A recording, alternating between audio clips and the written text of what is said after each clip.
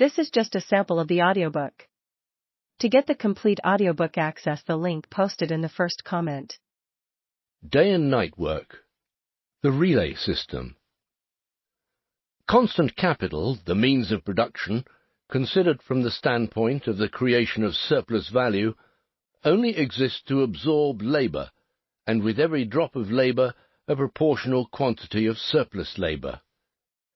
While they fail to do this, their mere existence causes a relative loss to the capitalist, for they represent, during the time they lie fallow, a useless advance of capital.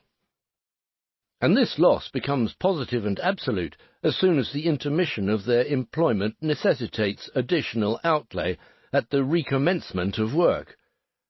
The prolongation of the working day beyond the limits of the natural day into the night only acts as a palliative.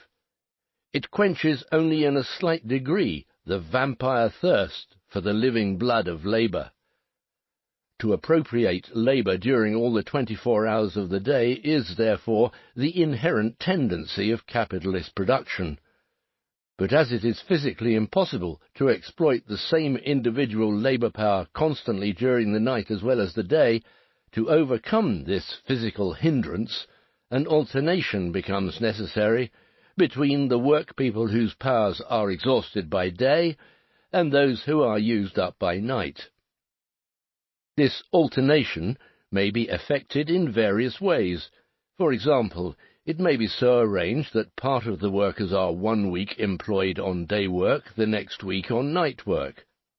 It is well known that this relay system, this alternation of two sets of workers, held full sway in the full-blooded youth time of the English cotton manufacture, and that at the present time it still flourishes, among others, in the cotton spinning of the Moscow district.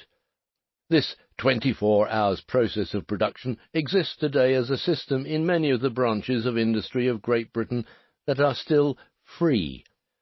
In the blast furnaces, forges, plate-rolling mills, and other metallurgical establishments in England, Wales, and Scotland.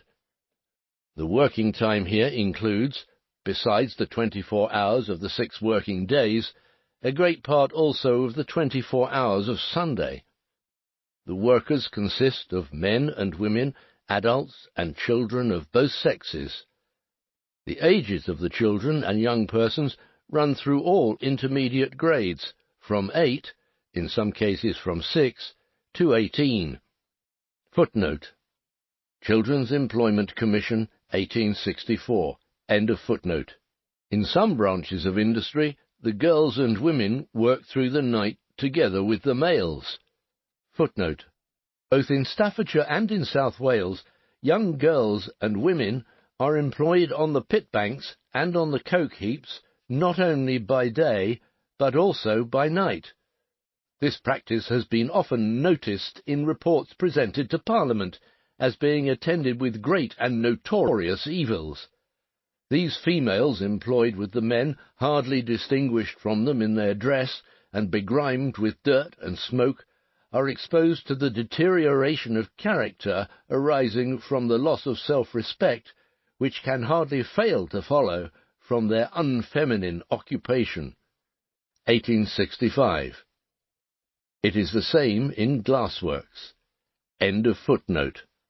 Footnote: A steel manufacturer who employs children in night labour remarked, "It seems but natural that boys who work at night cannot sleep and get proper rest by day, but will be running about."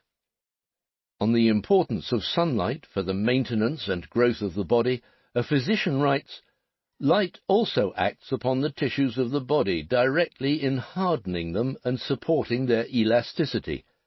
The muscles of animals, when they are deprived of a proper amount of light, become soft and inelastic. The nervous power loses its tone from defective stimulation, and the elaboration of all growth seems to be perverted.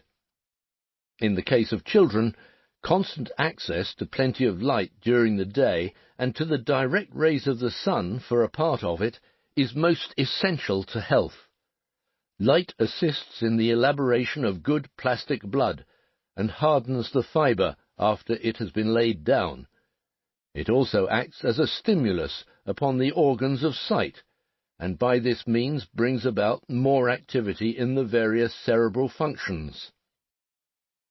Dr. W. Strange, senior physician of the Worcester General Hospital, from whose work on Health, 1864, this passage is taken, writes in a letter to Mr. White, one of the commissioners, "I have had opportunities formerly, when in Lancashire, of observing the effects of night work upon children, and I have no hesitation in saying, contrary to what some employers were fond of asserting, those children who were subjected to it soon suffered in their health.